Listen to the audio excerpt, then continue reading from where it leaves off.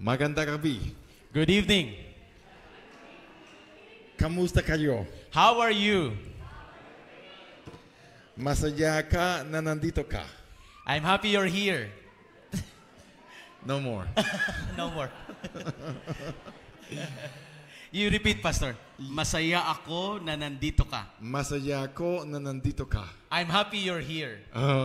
Yes. I am speaking Tagalog now. If you are blessed, says I. Kapag kayo daw po ay na-bless, sabihin nyo, I.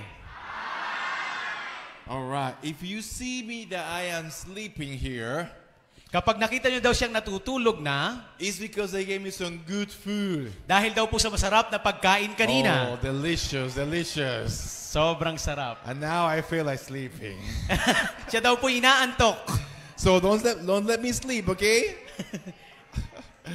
Oh, I am so happy to be here. Masaya daw po siya nandito ngayon. I am enjoying the Philippines Enjoy daw po siya sa ating bansa. and enjoying the weather. Enjoy daw po siya sa klima natin. You know, back home in New York, Doon daw po sa New York, the temperature right now ngayon daw po sa New York, is -1 degree. napakalamig. It's freezing temperature. Napakalamig. We have to be in coats. Yun na yun. Is it translating good? I'm gonna be asking you. And so it's exciting to be here with relax, no coats. Yan. Masarap daw po dito dahil hindi daw po siya nilalamig. And indeed, I'm looking forward to knowing more about the Philippines. Gusto daw po niya makilala pa ang ating bansa. Tomorrow, I'm going to introduce to you my family. Bukas ay ipapakilala daw po niya ang kanyang pamilya. I'm going to show you who my family is, Ipapakita niya ang kanyang pamilya including someone that all the kids are gonna love. at yung gustong-gusto ng mga bata. One of my family members, Isa daw po sa kanyang pamilya, his name is JJ. ang pangalan ay si JJ.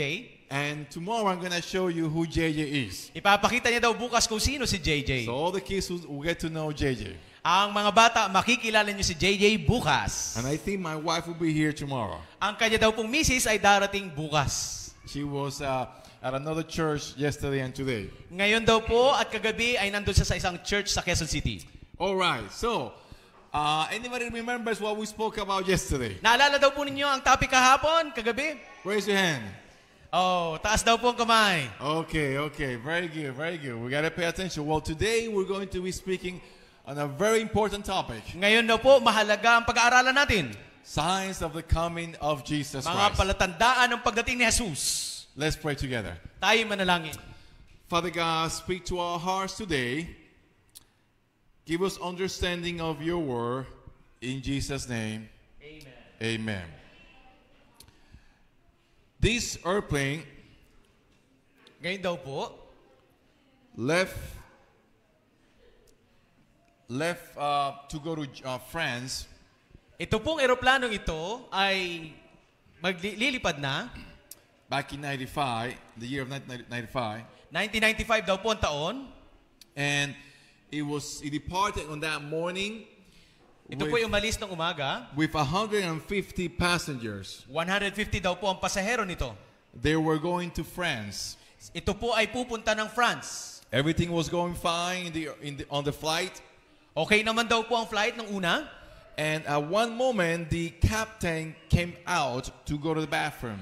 Isang saglit, ang kapitan po ay lumabas upang mag-CR. And at that moment, the co-pilot began to descend the airplane. Yung kasama niyang piloto na nag-iisa na lang ay pababa na daw po ang eroplano. When the captain came out from the restroom, Noong palabas na ang pinakakapitan sa CR, he knocked on the door of the captain area, siya po ay kumatok doon sa pinto. but the co-pilot did not open the door. Yung kanyang kasamang pilot ay hindi siya pinagbuksan ng pinto. He had locked the door. Nilock daw po ang pinto. And the captain kept knocking the door. Yung kapitan ay lagi pong kumakatok. And he saw how the airplane was going down. Nakita niya ng eroplano ay pababa ng pababa. He started banging the door. Open the door! Open the door! Kinakatok po niyang malakas ang pinto. And he got an axe. Nakakita po siya ng palakol. And started hitting the door to break the door open. At pinalakol po niya ang pinto. And at that time, the passengers began to see something is going wrong. At sabi niya, may hindi talaga tama dito. The airplane kept going down. It was a fast way down for 8 minutes. Mabilis daw po ang pagbulusok ng eroplano. People began to get desperate. Ang mga tao ay takot na. As they heard the captain and saw the captain is hitting the door. Nakita ng mga pasahero ang kapitan ay kanyang pinapalakol ang pinto. And at one point, in about 8 minutes later, pagkalipas daw po ng 8 minuto, the plane was flying over France. At malapit na daw po sa France ang eroplano. And as it was going down, nung pababa na, it hit one of the mountains in France. At bumangga daw po ito sa bundok. And it bounced out and it was destroyed. Ang eroplano daw po ay nawasak. Everyone died on that morning. Lahat daw po ay patay. And the people were asking, what happened here? Ang mga tao ay nagtatanong, ano bang nangyari? The airline company released a statement. Ang may-ari daw po ng eroplano ay nagbigay ng pahayag. And they said that the co-pilot was qualified to fly. Ang sabi nila, yung kasamahan namang piloto ay okay naman yun mag-drive. So people were asking the question, what happened? Ano ba talaga ang nangyari, sabi ng mga tao? Why did the plane crash? Bakit nag-crash ang eroplano? The investigators went and they took the black box. Nagkaroon ng investigasyon at kinuha ang black box. And they heard the recordings of what happened inside the airplane. Narinig nila kung ano talaga nangyari sa eroplano. And they heard in the black box the people screaming. Narinig nila doon na ang mga tao ay nagsisisigaw. People crying out. At umiiyak. The captain banging on the door. Yung kapitan ay kanyang pinapalakol ang pinto. And calling the co-pilot, Andreas, open the door. Sabi niya sa kanyang kasamang piloto, Andreas, buksan mo ang pinto. Andreas, open the door. Andreas, buksan mo ang pinto. And they heard the control breathing of the co-pilot. At narinig nila ang paghinga ng malalim ng piloto.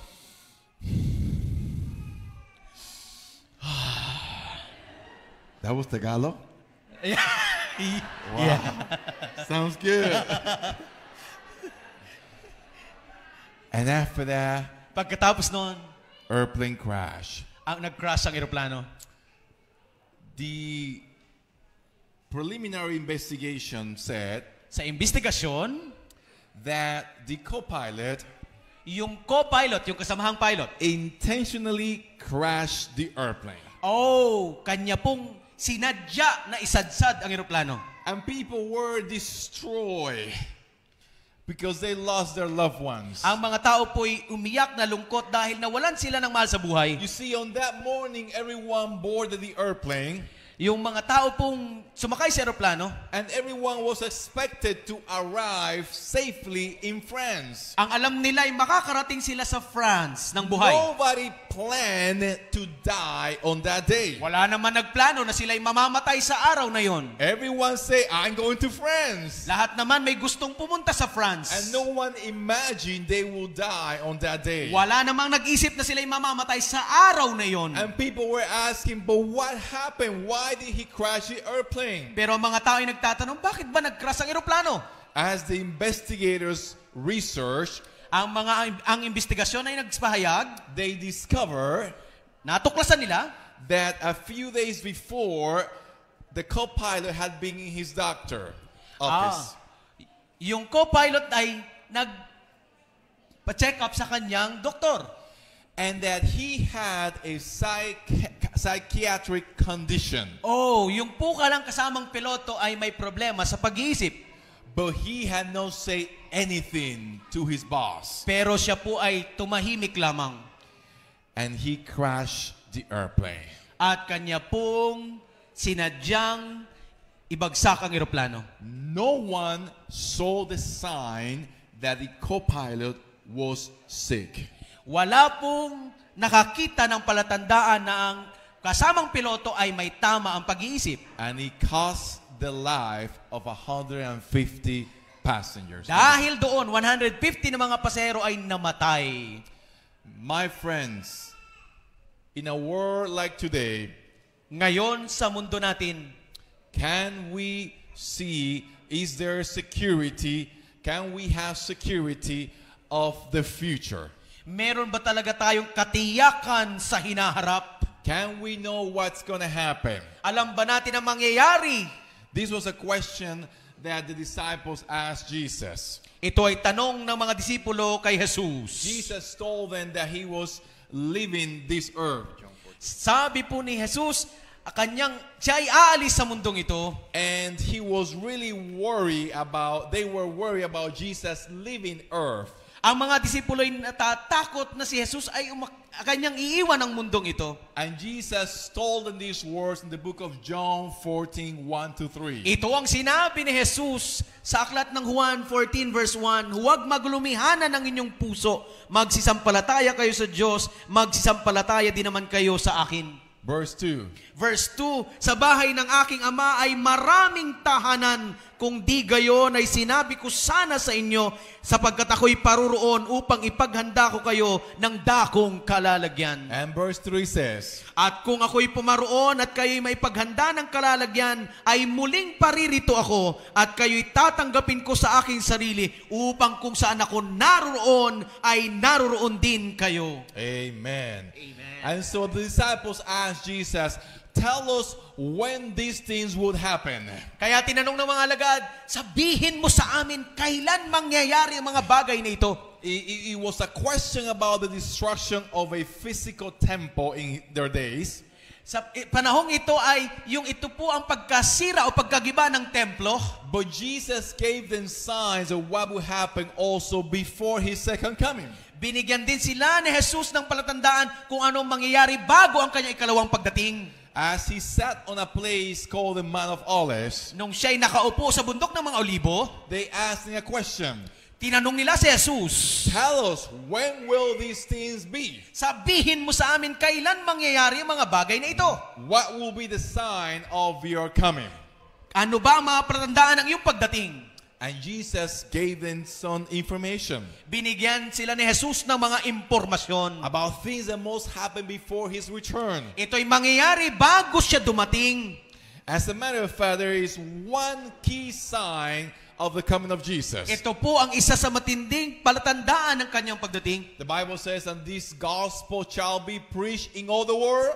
Ang ibanghelyo, ang mabuting balita ay papangaral sa buong sanlibutan. And then the end will come. At kung magkagayoy darating ang wakas. And right now, the gospel is being preached everywhere. Kaya ngayon, ang mabuting balita ay pinapangaral sa buong mundo. In churches, Sa mga simbahan, on the radio, sa radyo, on TV, sa TV, on the internet, sa internet, on books, sa mga libro, through each one of you. sa inyo, sa So atin. people today are hearing the gospel. Ang mga tao ngayon ay nakakarinig na ng mabuting pabalita. And Jesus says, when everyone hears the gospel, At sinabi ni Jesus, kapag nakarinig na lahat, I shall come. ako'y darating na. And today is so easy through social media. Madali na po ngayon dahil sa social media. Everyone has a phone. Meron na po tayong lahat ng mga cellphone. You have YouTube, Facebook, May YouTube tayo, may Facebook. Instagram, TikTok, O Instagram at TikTok. and Netflix. Netflix. And through one video can go everywhere. Ang one video daw po ay pwede sa lahat. And so the gospel can be preached. So ang mabuting balita ay kayang ipangaral. And Jesus says, I will come after that. Sabi ni Jesus, ako'y darating pagkatapos nito. But he also says certain conditions that will happen before his coming. Meron daw po mga kondisyon bago dumating si Jesus. Matthew 24, verse 4 and 5. Sabi ng Biblia, sinabi ni Jesus, mag-ingat kayo na huwag kayong mailigaw ninuman sapagkat marami ang magsisiparito sa aking pangalan na magsasabi, ako ang Kristo at ililigaw ang marami. Before the coming of Jesus Christ, there will appear people become pretending to be Christ. Bago daw po dumating si Kristo, maraming darating na mga antikristo. Is this happening today? Nangyayari po ba ito? Is it happening? Nangyayari po ba? Let me show you some examples of that. Ito po yung mga halimbawa. This is Jesus of Siberia. Ito po yung nagpapanggap na si Jesus sa He's Siberia. from Russia. Ito po ay sa Russia. And he says he is the Word of God. Sinasabi niya siya daw po ay anak ng Diyos. He has people following him. Maraming mga taong sumusunod sa kanya. People left their jobs. Iniwan nila ang kanilang mga trabaho. Professionals leaving their jobs to follow this man. Mga professional na iniwan ang trabaho para sundan itong kunwaring Jesus. Who says that he is Christ. Sinabi niya na siya daw po ang Kristo. But a few years ago, ngunit nakaraan lamang ilang taon, in 2020, 2020 lamang, he was taken to jail. Siya po ay nakulong. Because he was emotionally abusing his followers. Sapagkat inaabuso niyang mental ang kanyang mga tagahanga. He was taking their money. Kanyang kinukuha ang kanilang mga pera. He is a false Christ. Siya po ay bulaang Kristo. How about Alan John and his wife? Ito rin po ay halimbawa rin si Alan John at ang kanyang misis. They are in Queensland, Australia. Siya daw po ay taga Queensland, Australia. And he also believes that he is Jesus Christ. Naniniwala siya at nagsasabi siya daw po si Jesus. And he has people that follow him and love him. Naku po, marami ding tao ang naniniwala sa kanya. And support his ministry. Sumusuporta sa kanya. How about Ingrid Cristo? Si Henry Cristo din po. He is in Brazil. Siya daw po ay taga Brazil. And where he lives, he has his followers. Marami din siyang mga tagasunod. And a lot of his followers are women. Marami daw pong tagasunod niya ay mga babae. And look at this. This false Christ, ito pong bulaang Kristo na ito, makes the woman carry him around. ang mga babae ang nagdadala sa kanya. How about that? Siya po ang mga babae ang nagkakarga sa kanya. Does Jesus Christ need human being to carry him around? Si Kristo po ba, gagawin niya ito na ang mga babae ang magkakarga sa kanya? But people are believing him. Pero maraming tao na naniniwala sa bulaang Kristong ito. And they say, you are Jesus Christ. Sabi niya, ako si Kristo. They are being deceived. Marami sa kanila ay nadaya. Jesus says, before my second coming, there will be false Christ. Sabi ni Jesus, bago ako dumating, maraming bulaang Kristo. Is it happening today? Yes or no? Nangyayari po ba ito? Oo, hindi.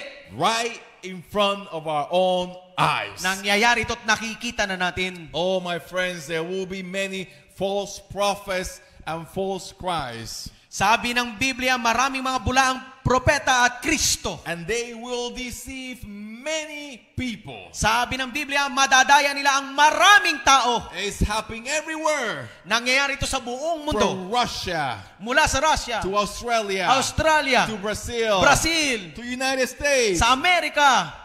In America, here we have Michael Traverser. Ito po sa Amerika si Michael Traverser. He also said, I am Jesus Christ. Sinabi din niya, ako si Jesus. And he had followers Marami din siyang that tagasunod. believe in him. Naniniwala sa kanya.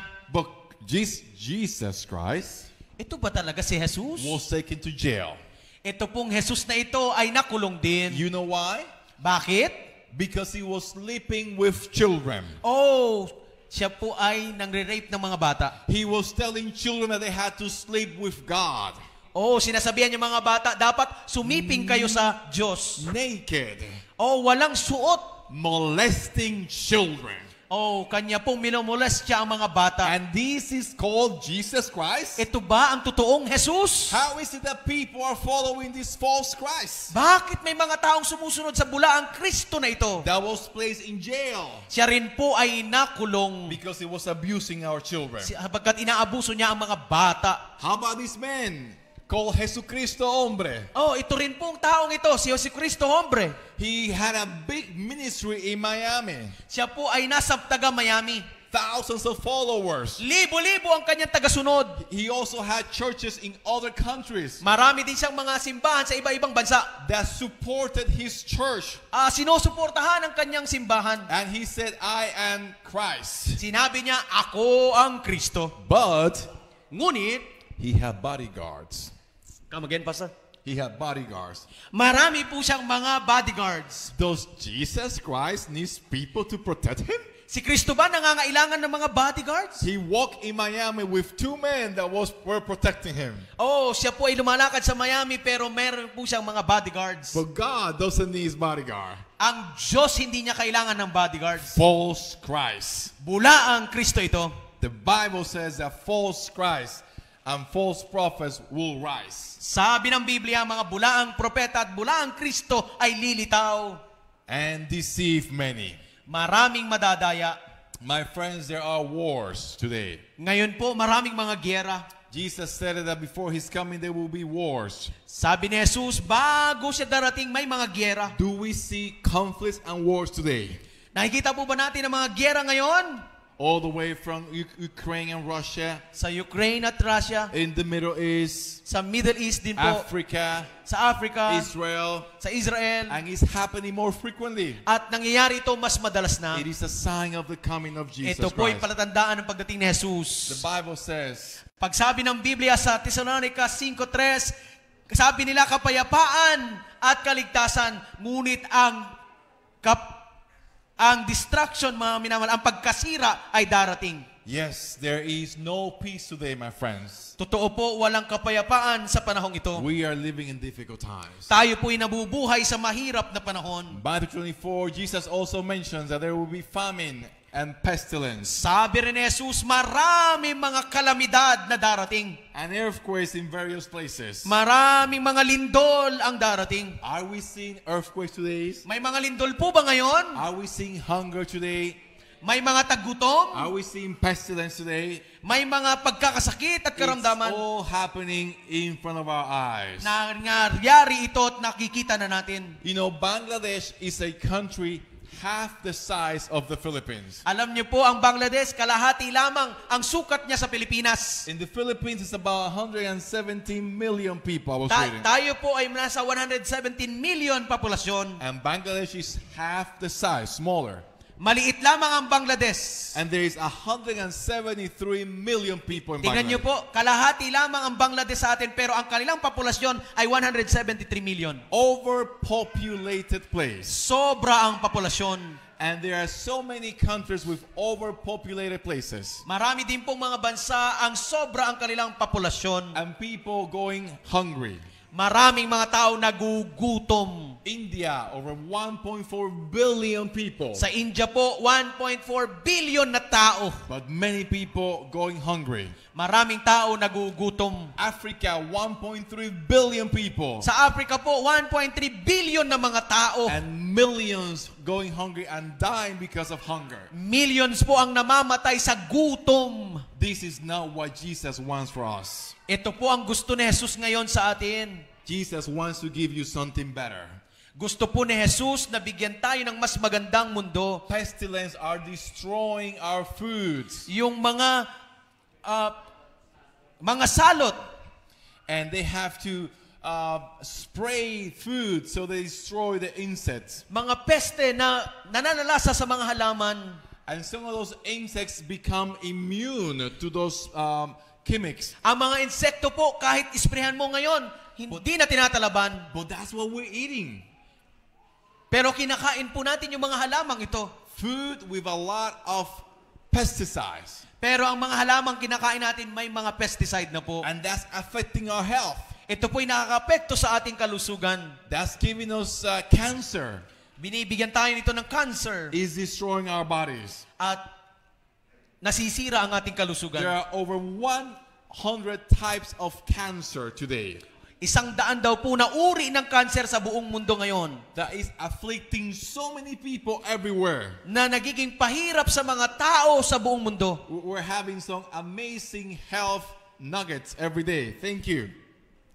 Health tips every day we're having. Salamat daw po sa health tips natin araw-araw. And today was an excellent one about stress. Ngayon daw po ay tungkol sa stress. Do you know that stress can cause cancer? Yung stress daw po ay pwedeng maging dahilan ng cancer. There are people who are so stressed out that they develop cancer in their bodies. May mga taong sa sobrang stress ay nagkakaroon ng cancer. Cancer because of food.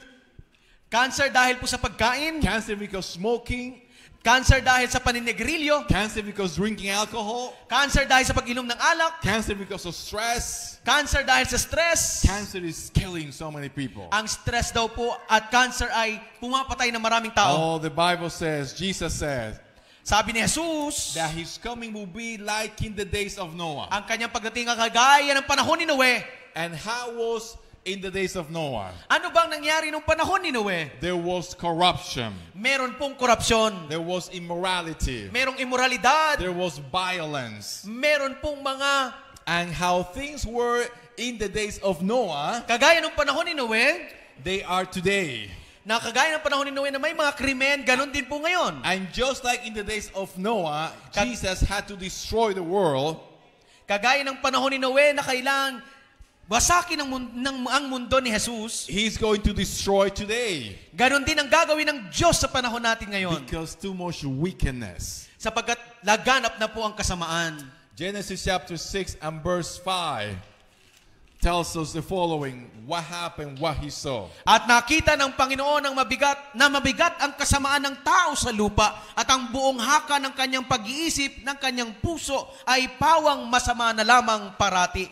Notice he says that every intent of the thoughts or their hearts lahat ng laman ng kanyang puso was only to evil. ay pawang masama na lamang parati. In the days of Noah, men were evil. Imagine niyo po, sa panahon pa lang ni Noe, marami ng masamang tao. Have you seen evil people today? Nakita niyo na po ba ang mga masamang tao ngayon? That all they think is wrong. Ang lahat ng iniisip nila ay masama. All they want to do is to hurt. Ang gusto nila ay manakit ng kapwa.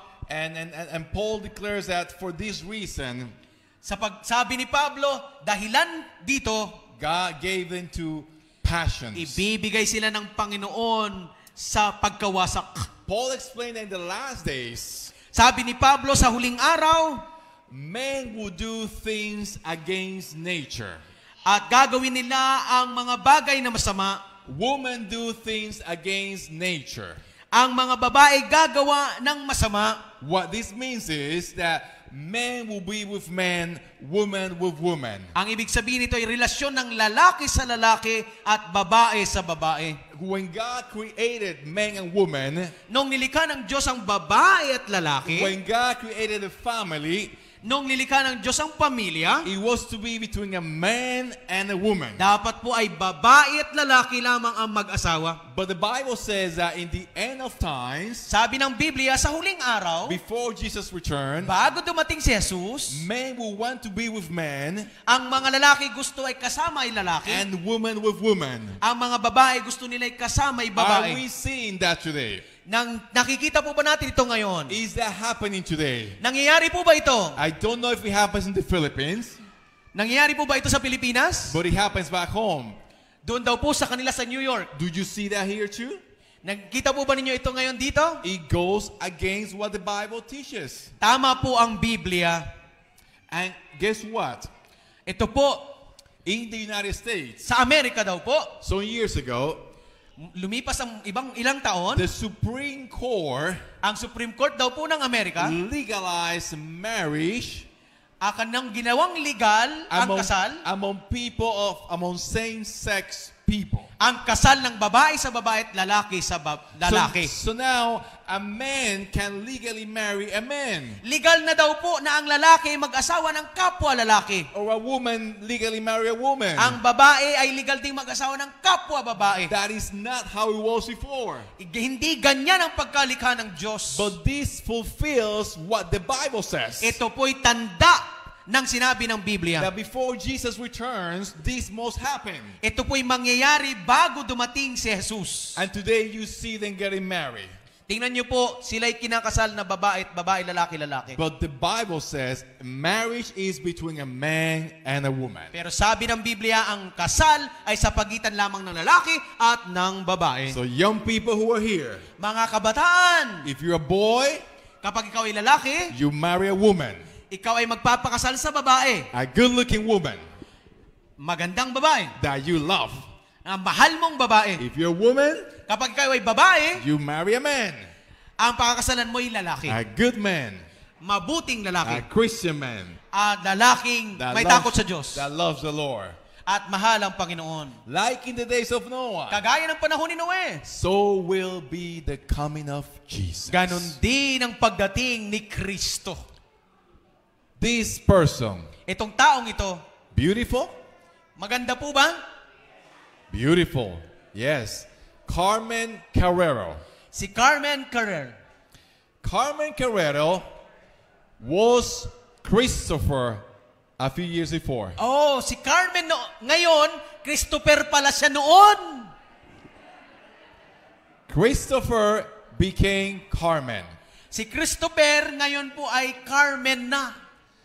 The first transvestite to become a model for Victoria's Secret. Oh, siya po ang unang model ng Victoria's Secret. Siya po'y lalaki dati.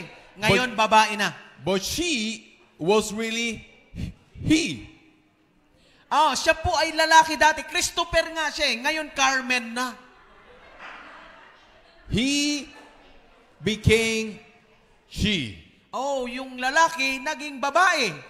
Christopher changed and became Carmen. Pwede namang Christopera. Can you imagine Naisip niyo ba yun?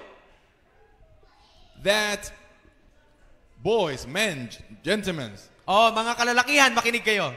imagine you see a good-looking woman Isipin nyo ang isang magandang babaeng nakikita nyo. and you say, I like that woman. Sabihin nyo, gusto ko yung babaeng yan. I'm gonna marry her. Gusto kong pakasalan ang babaeng yan. And you talk to her At ikaw ay nakipag-usap sa kanya. and you like her Niligawan mo siya. and you say, can you marry me? Pwede bang pakasalan mo ko? And you marry the woman. At sabi mo, pakakasalan kita dahil babae ka. But then you discover that she's not really a woman, At natuklasan mong hindi pala siya babae. that she was a man. Lalaki pala siya. That's why I tell young people today, Oh, sinasabi ko po sa inyo. send your mother to investigate.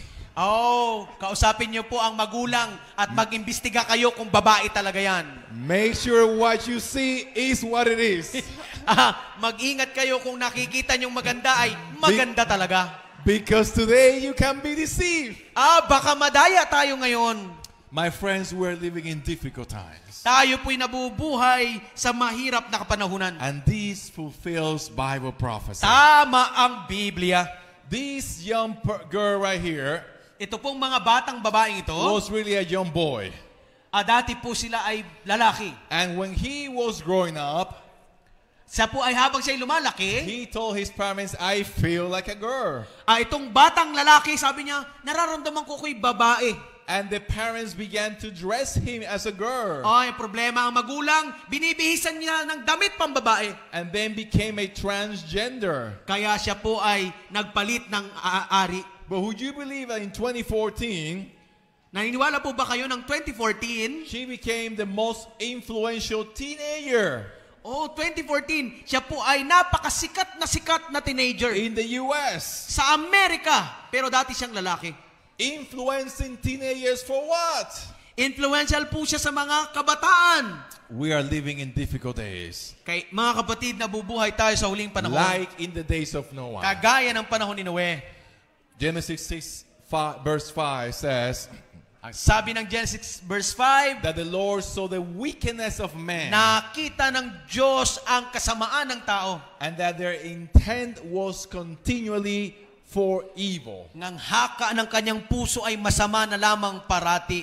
There is so much violence today. Maraming mga krimen sa ngayon. There is so much hurt today. Marami pong mga krimen sa ngayon. Like in the days of Noah. Kagaya ng panahon ni Noe. But the Bible says Ang sabi ng Biblia, in Luke 21 verse 28. ang sabi po ng aklat ng Lucas 21 and 28, Now when these things happen, kapag nangyari ang mga bagay na ito, lift up your heads. itaas ninyo ang inyong mga ulo. Lift up your heads. Itaas ninyo ang inyong mga ulo. Because your redemption comes near. Sapagkat malapit na ang inyong kaligtasan. Lift up your heads. Kayo'y tumingala Because Jesus is coming soon. sapagkat si Jesus ay malapit nang dumating. Amen? Oh my friends, Jesus is coming soon. Mga kaibigan, malapit nang dumating si Jesus. I was living on an island, Siya po ay dati ay tumira sa isla. and then I moved from that island to the United States. Mula sa isla, siya po ay lumipat sa Amerika.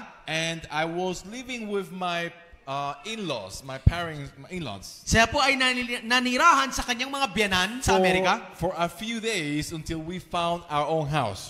Nang ilang araw bago siya nakatagpo ng kanilang bahay. Now, they live in the city, in a city called Bronx, New York. Ang kanyang mga biyanan ay nakatira sa Ranch, New York. And the Bronx is like Manila. Para ito po itong Manila. A lot of traffic. Maraming traffic. A lot of people. Maraming tao.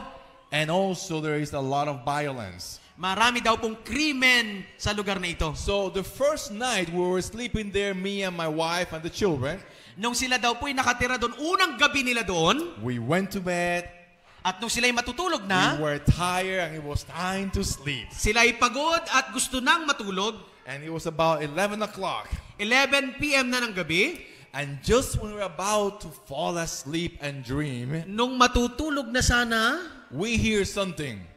nakarinig sila ng, And it was the fire truck that was passing by. at meron daw pong truck ng bumbero. And he woke us up. What happened? What happened? Sila daw po'y nagising. Anong nangyari? Anong And nangyari? he went away. At ito po ay umalis na. And then he became quiet. Abay, And naging he went matahimik na. back to sleep.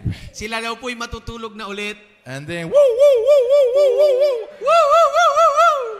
That was Tagalog? Yeah. Okay.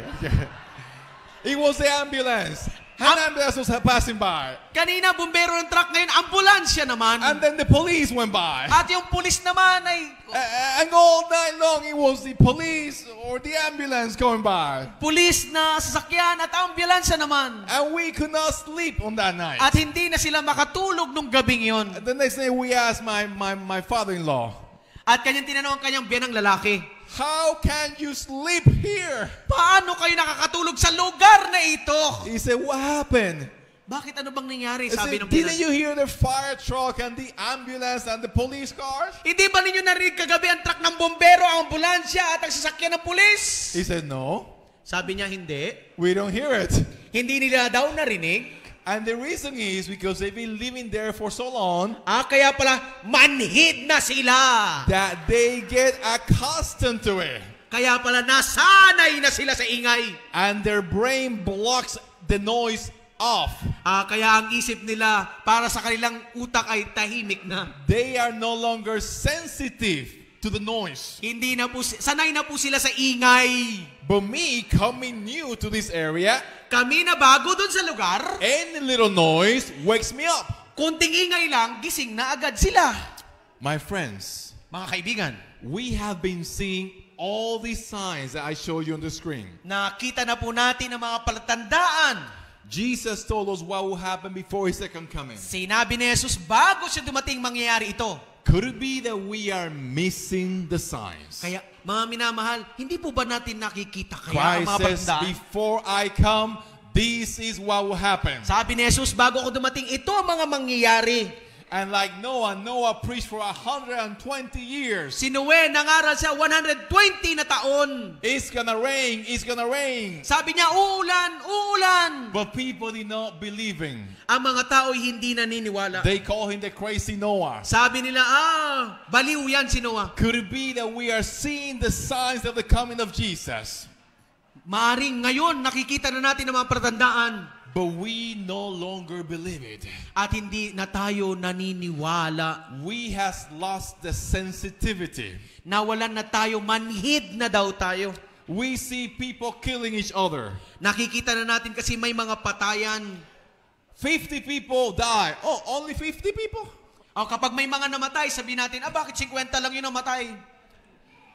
Wars, Giyera, crimes, krimen, immorality. imoralidad, All these are happening. False Christ. mga nangyayaring mga bulaang Kristo. And the gospel is being preached. Ang magbuting balita ay pinapangaral na. My friends, Jesus is coming again. Kaibigan, muling darating si Jesus.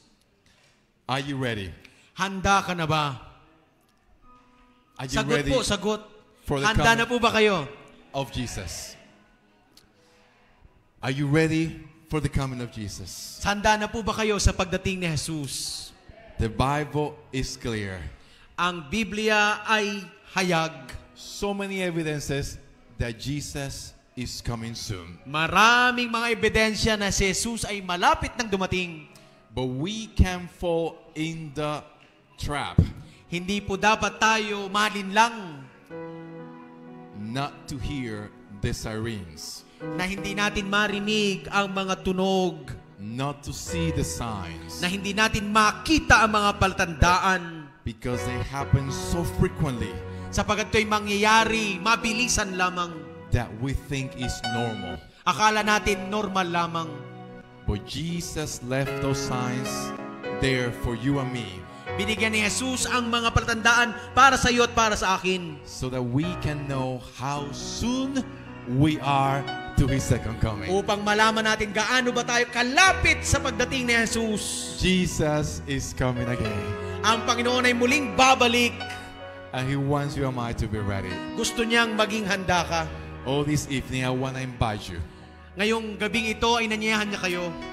If you want to be ready for the second coming of Jesus Kung Christ, gusto mo maging handa sa pagdating ni Jesus, if you want to say, Lord, come pick me up and take me home. kapag sinabi niyo, Jesus, kunin mo na ako at dalhin mo sa iyong tahanan. Lord, I want to be ready to be in your presence forever and ever. Panginoon, gusto ko pong makasama kayo sa buhay na walang hanggan.